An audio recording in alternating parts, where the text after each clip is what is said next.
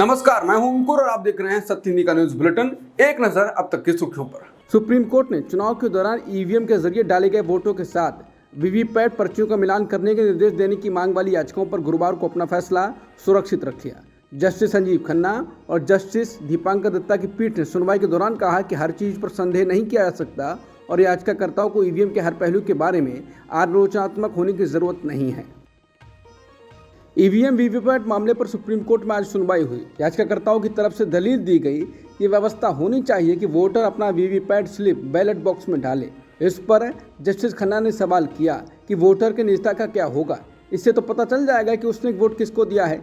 Advocate निजाम पाशा ने कहा कि वोटर की निजता से अधिक जरूरी है उसका मत देने का अधिकार। फिर वकील प्रशांत भूषण ने एक सलाह दी कि वीवीपैट मशीन में लाइट 7 सेकंड तक जलती रहती है। अगर वो लाइट हमेशा जलती रहे तो मतदाता पर्ची कटते, गिरते या अन्य पर्ची कटते हुए देख सकते हैं। सुप्रीम कोर्ट ने गुरुवार को भारत के चुनाव आयोग से इस आरोप की जांच करने को कहा कि केरल में मॉक पोल के दौरान ईवीएम में बीजेपी के पक्ष में अतिरिक्त वोट दर्ज किए गए। जस्टिस संजीव खन्ना और जस्टिस दीपांकर दत्ता की खंडपीठ ने यह मौखिक निर्देश तब पारित किया जब ईवीएम वीवीपैट मामले की सुनवाई के दौरान ईवीएम मुद्दे से संबंधित रिपोर्ट उसके ध्यान में लाई गई। ईडीआर की ओर से पेश वकील प्रशांत भूषण ने केरल के कासरगोड निर्वाचन क्षेत्र में ईवीएम पर किए गए मॉक पोल के संबंध में उठाई गई शिकायतों के बारे में मनोरमा ऑनलाइन द्वारा प्रकाशित एक रिपोर्ट का हवाला दिया है। लाइव लॉ की रिपोर्ट के अनुसार प्रशांत भूषण ने उस रिपोर्ट के हवाले से कहा कि लेफ्ट डेमोक्रेटिक फ्रंट यानी एलडीएफ और यूडीएफ दोनों ने जिला कलेक्टर को शिकायत दी कि कम से कम 4 ईवीएम ने गलती से भाजपा के पक्ष में अतिरिक्त वोट दर्ज कर लिए। इसके तुरंत बाद जस्टिस खन्ना ने मनिंदर सिंह से कहा, मिस्टर सिंह इसकी जांच करें।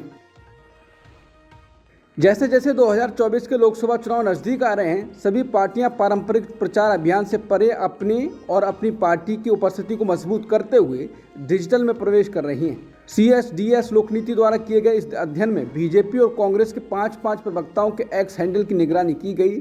इसमें उनके ट्वीट्स को देखा गया। जब देखा गया तो पता चला कि बीजेपी के नेताओं के 53% पोस्ट स्थानीय मुद्दों पर केंद्रित थे, जबकि 48% पोस्ट राष्ट्रीय मुद्दों पर केंद्रित थे, जबकि कांग्रेस के स्थानीय मुद्दों पर 14% थे और राष्ट्रीय मुद्दों पर 86% थे। भाजपा के लिए 53% स्थानीय मुद्दों में से सबसे अधिक चर्चा पंचायतों और विधानसभाओं में स्थानीय अभियानों पर हुई, जबकि राष्ट्रीय मुद्दों में ज़्यादातर प्रधानमंत्री मोदी, अमित शाह और जेपी नड्डा की प्रमुख रैलियों की छोटी क्लिप थी, जो सभी राष्ट्रीय मुद्दों के 24% को कवर करती थी। कांग्रेस के लिए उसके 14% स्थानीय मुद्दों में से सबसे अधिक चर्चा कांग्रेस पार्टी के पदाधिकारियों और स्थानीय रैलियों पर हुई, जिसमें सभी स्थानीय मुद्दों में से लगभग 19% शामिल थे। सबसे अधिक चर्चा वाले राष्ट्रीय मुद्दे कांग्रेस के घोषणा पत्र को कवर करने वाले पोस्ट थे। राहुल गांधी ने केरल में कहा है कि अगर कोई बीजेपी पर हमला कर रहा है तो बीजेपी उस पर 24/7 हमला करेगी। जब मैं संसद भवन में प्रवेश करता हूं तो भाजपा सांसद मेरी ओर देखते हैं और कहते हैं, ये आदमी हमें 24 घंटे परेशान करता है, लेकिन इसकी एक कीमत है। उनके मीडिया चैनल मुझे गाली देते हैं, मेरी छवि खराब करते हैं, मेरी लोकसभा मेंबरशिप छीन ली गई। ईडी ने मुझसे 55 घंटे तक पूछताछ की और उन्होंने मुझे सरकारी घर से बाहर निकाल दिया। केरल के मुख्यमंत्री के साथ ऐसा कुछ नहीं हो रहा है, जबकि वो भाजपा के खिलाफ वैचारिक लड़ाई लड़ने का दावा करते हैं। ये ऐसी बात है जिसके बारे में केरल के लोगों को सोचना चाहिए। पश्चिम बंगाल के मुर्शिदाबाद जिले में रामनवमी शोभा यात्रा के दौरान झड़पों के बाद बड़ी सभाओं पर प्रतिबंध लगा दिया गया है। बीजेपी नेता शुभेंदु अधिकारी ने इन झड़पों के लिए गुरुवार को मुख्यमंत्री ममता बनर्जी को जिम्मेदार ठहराया। रामनवमी शोभा यात्रा के दौरान झड़पों में कई लोग घायल हो गए। ये घटना शक्तिपुर इलाके में उस समय हुई जब शोभा यात्रा निकाली जा रही थी। झड़प होने की असली वजह की अभी तक पता नहीं चल पाया है। पश्चिम बंगाल में रामनवमी के दौरान हुई हिंसा को लेकर टीएमसी और बीजेपी एक दूसरे पर हमलावर हो रहे हैं। इस बीच सीएम ममता बनर्जी ने कहा है कि बीजेपी ने हिंसा कराई है। टीएमसी के चीफ ममता बनर्जी ने कहा कि आपको पता है कि परसों बीजेपी ने ही हमला किया, पुलिस घायल हुई है, एक धर्म वालों के सिर फोड़े गए। बीजेपी विधायक दल बदल लेकर आए थे। दरअसल बीजेपी ने आरोप लगाया था कि रामनवमी के दौरान हिंसा टीएमसी के लोगों ने की थी। लोकसभा चुनाव में पहले चरण की 102 सीटों पर मतदान 19 अप्रैल को होगा। पहले चरण के लिए चुनाव प्रचार बुधवार की शाम को खत्म हो चुका है। पहले चरण में 21 राज्यों और केंद्र शासित प्रदेशों में चुनाव हो रहा है। वहीं दूसरे चरण के लिए 89 सीटों पर 26 अप्रैल को चुनाव होने हैं। तेजस्वी यादव ने कहा है कि नीतीश कुमार जी पर कुछ नहीं कहना चाहूँगा, वो आदरणीय हैं, सम्मानित हैं, मुझे उनसे सहानुभूति है। उनके इर्द गिर्द कुछ लोग गुमराह कर अपने व्यक्तिगत फायदे के लिए उनका गलत इस्तेमाल कर रहे हैं। उन तक उनके दल एवं शासन प्रशासन की सही बात नहीं पहुंचती।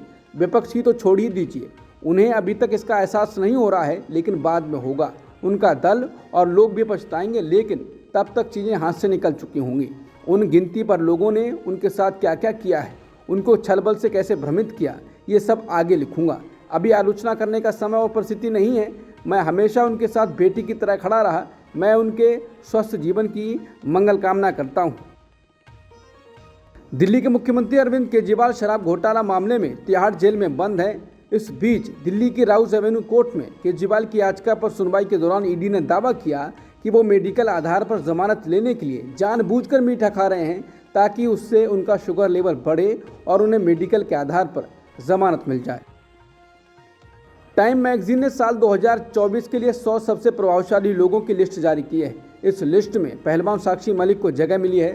साक्षी मलिक के अलावा अभिनेत्री आलिया भट्ट, विश्व बैंक के अध्यक्ष अजय बंगा और माइक्रोसॉफ्ट के CEO सत्या नडेला का नाम भी इस लिस्ट में शामिल है। 100 सबसे प्रभावशाली लोगों में जगह मिलने पर साक्षी मलिक ने सोशल मीडिया प्लेटफॉर्म एक्स पर पोस्ट किया। टाइम मैगजीन की लिस्ट में जगह मिलने पर गर्व महसूस हो रहा है। बता दें, यौन उत्पीड़न मामले में अभियुक्त ब्रजभूषण शरण सिंह के खिलाफ साक्षी मलिक पिछले 1 साल से अपने साथी पहलवानों विनेश फोगाट और बजरंग पुनिया के साथ संघर्ष कर रही हैं। ब्रजभूषण सिंह के खिलाफ आंदोलन करने की वजह से साक्षी मलिक को टाइम मैगजीन ने 100 सबसे प्रभावशाली लोगों की लिस्ट में शुमार किया है। साक्षी मलिक ओलंपिक में मेडल जीतने वाली भारत की एकमात्र महिला पहलवान हैं। WFI के पूर्व अध्यक्ष और बीजेपी सांसद ब्रजभूषण शरण सिंह यौन उत्पीड़न मामले की सुनवाई के लिए दिल्ली की राउज एवेन्यू कोर्ट में पहुंचे। ब्रजभूषण सिंह ने यौन उत्पीड़न मामले में आगे की जांच की मांग करते हुए अर्जी दाखिल की है। कोर्ट ने ब्रजभूषण सिंह की अर्जी पर फैसला 26 अप्रैल तक के लिए सुरक्षित रख लिया है। WFI के पूर्व अध्यक्ष ने कहा कि जिस समय आरोप लगाया गया उस समय दिल्ली में नहीं थी। वहीं उन्होंने पार्टी के द्वारा टिकट न दिए जाने के सवाल पर भी जवाब दिया। उनसे जब इस बारे में सवाल किया गया कि बीजेपी का टिकट क्या उन्हें मिलेगा, इसमें देरी क्यों हो रही है, इस पर ब्रजभूषण सिंह ने रामचरितमानस की एक चौपाई को दोहरा दिया। उन्होंने कहा कि हो यह वही जो राम रचि राखा। जम्मू और कश्मीर पुलिस का कहना है कि अनंतनाग जिले में एक प्रवासी मजदूर की गोली लगने से मौत हो गई। इससे पहले जम्मू और कश्मीर पुलिस ने दावा किया कि अनंतनाग जिले में एक मजदूर को गोली मारी गई है। पुलिस के मुताबिक गोली लगने के बाद मजदूर को इलाज के लिए अस्पताल लाया गया था, जहां उसकी मौत हो गई। पुलिस ने कहा कि व्यक्ति को आतंकवादियों ने गोली मारी है और इलाज के दौरान अस्पताल में उसकी मौत हो गई। इस इलाके में सर्च ऑपरेशन जारी है। ईडी ने prevention of money laundering act के तहत कारोबारी राज कुंद्रा की 97.79 करोड़ रुपए की चल अचल और संपत्ति जब्त की है। ईडी की ओर से दी गई जानकारी के मुताबिक जब्त की गई संपत्ति में जुहू में राज कुंद्रा की पत्नी और बॉलीवुड अभिनेत्री शिल्पा शेट्टी के नाम फ्लैट भी शामिल हैं। अब तक की सुर्खियों में इतना ही। बाकी खबरों के लिए बने रहिए सत्यहिंदी.com के साथ।